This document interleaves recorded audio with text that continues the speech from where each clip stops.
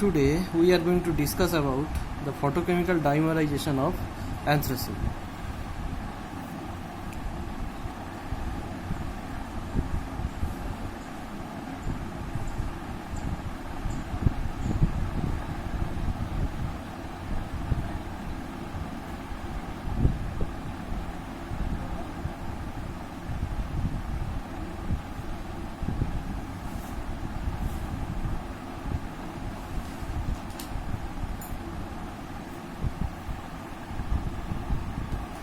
To understand the photochemical dimerization of anthracene, we have to know the concept of photostationary state.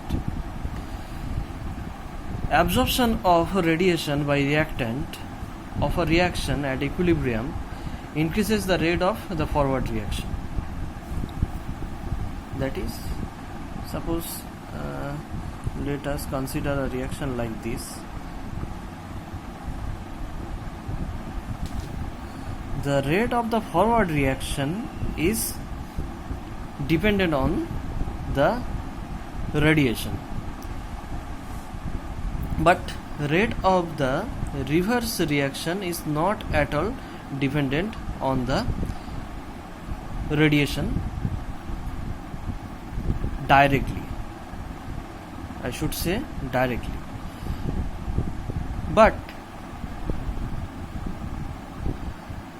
the rate of the reverse reaction is dependent on the concentration of B.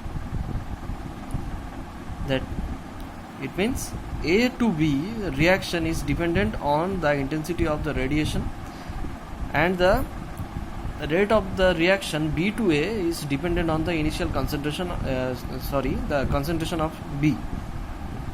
Now concentration of B is dependent on what? Concentration of B is dependent on the radiation. Without radiation, A is not going to be transformed into B. So therefore indirectly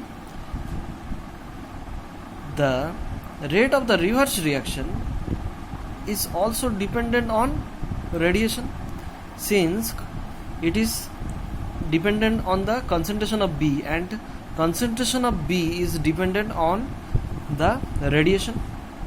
So therefore the rate of the reverse reaction is also dependent on radiation, indirectly of course. Now an equilibrium condition can be achieved when the rate of forward reaction is equal to rate of reverse reaction, and that particular state is known as photostationary state.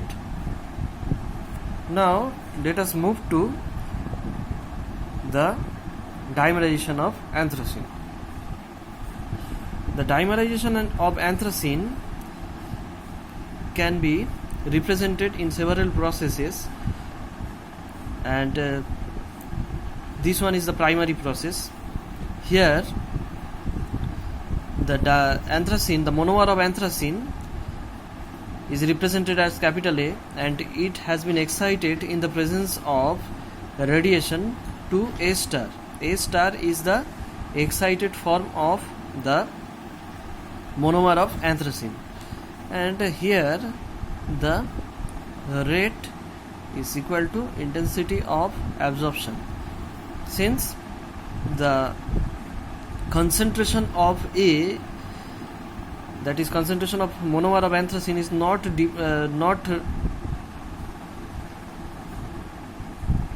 dictates the fate of the reaction. Here, if the monomer of anthracene is kept in dark, no reaction is going to take place. So therefore the rate of the reaction is dependent on the intensity of the absorption, and secondary processes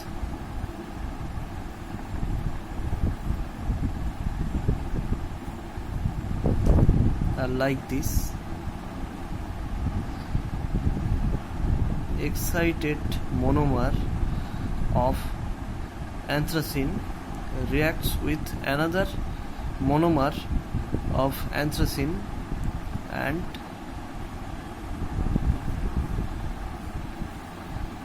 results into dimer of anthracene. Here the rate of the reaction, rate constant of the reaction is K2, and in the next step the dimer of anthracene breaks down into two monomers. Here the rate constant is K3, and in the next step the excited monomer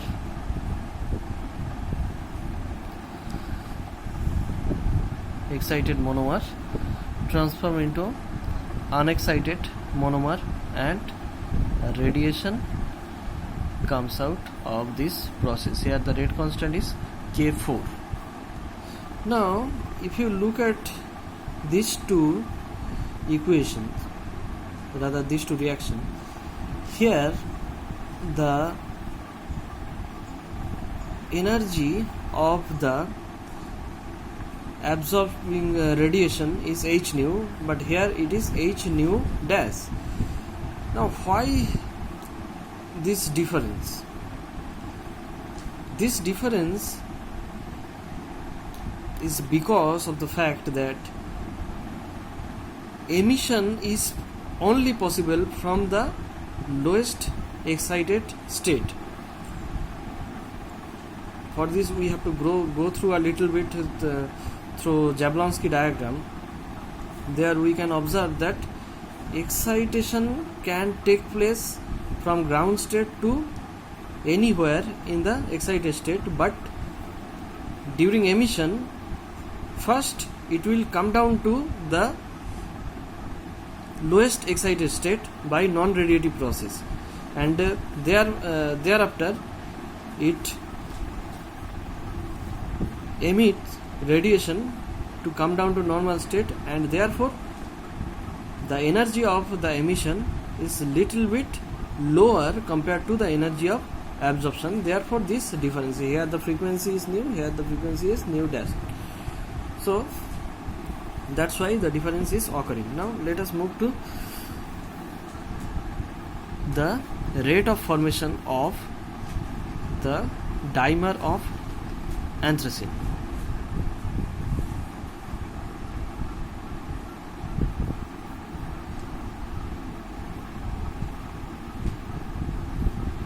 Rate of formation of A2 is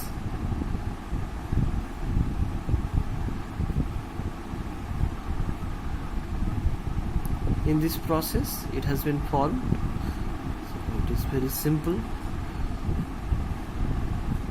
and in this step it has been decomposed. So let this be equation number 1. Now applying steady state approximation to the excited form of the monomer of anthracene.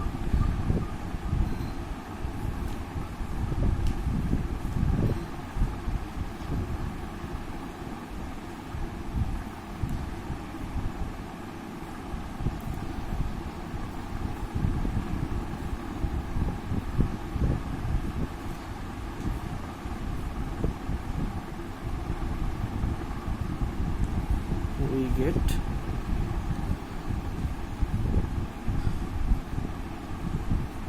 is equal to 0. Now let us discuss a little bit about the steady state approximation. Here it is an intermediate. In this step it has been formed, and in this step and in this particular step it has been decomposed. So this is an intermediate which is formed in one step and has been decomposed in two steps.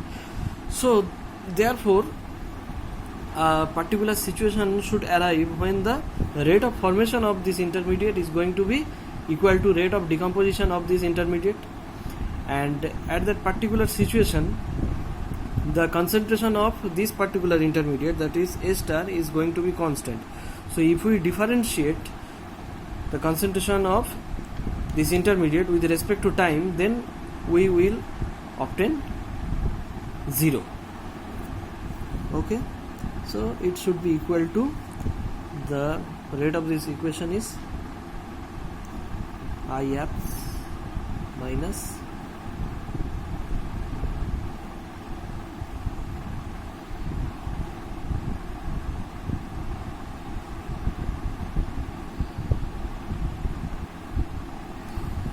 so from this equation we will obtain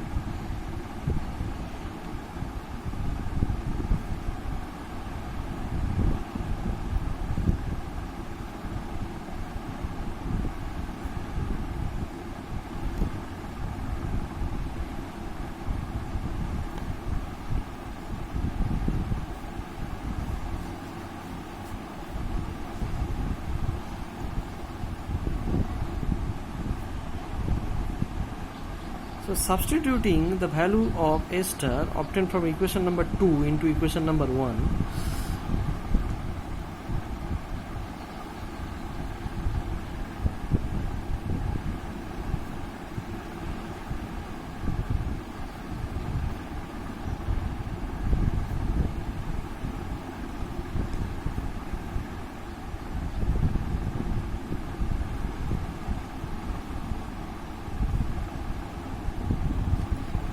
equation 1, we will obtain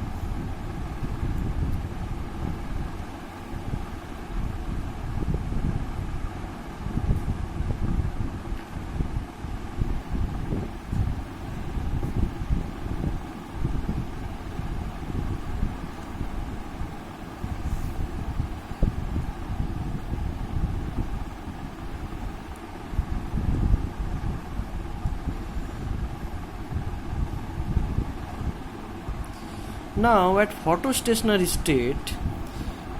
These two reactions represent equilibrium, therefore the concentration of A2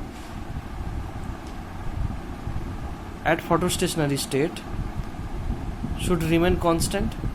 That is, the rate of formation of A2 should be equal to the rate of decomposition of A2 at photostationary state, and if its concentration is constant, then if we differentiate it with respect to time, then it going to be 0.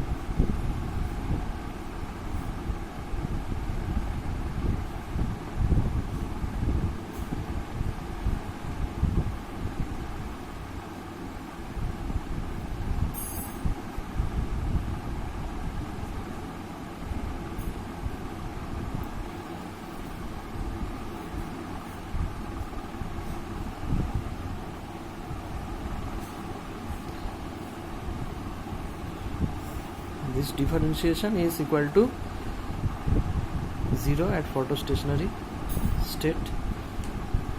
So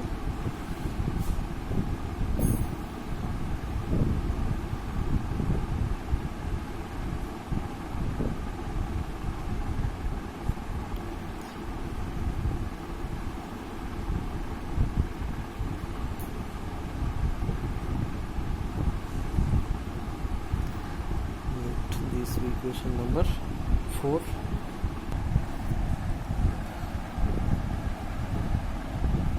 So K3 is equal to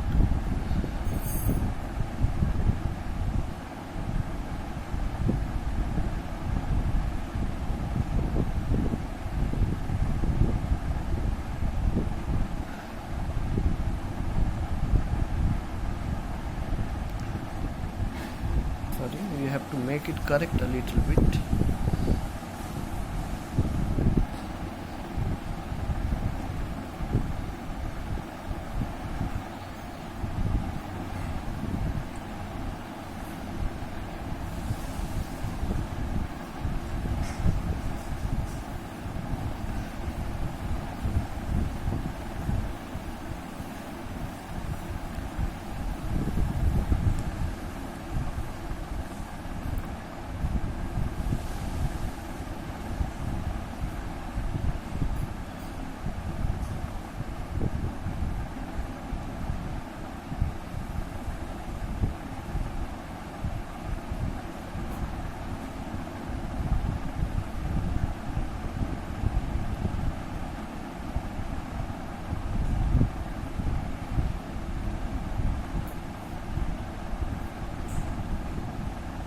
can be represented like this.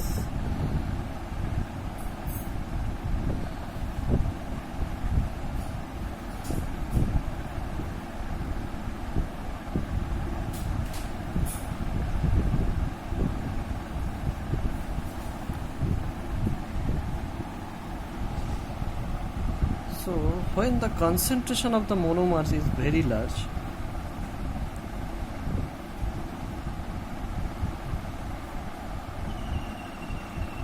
it may happen during the starting of the reaction. When the concentration of monomer is extremely large, then it can be simply represented as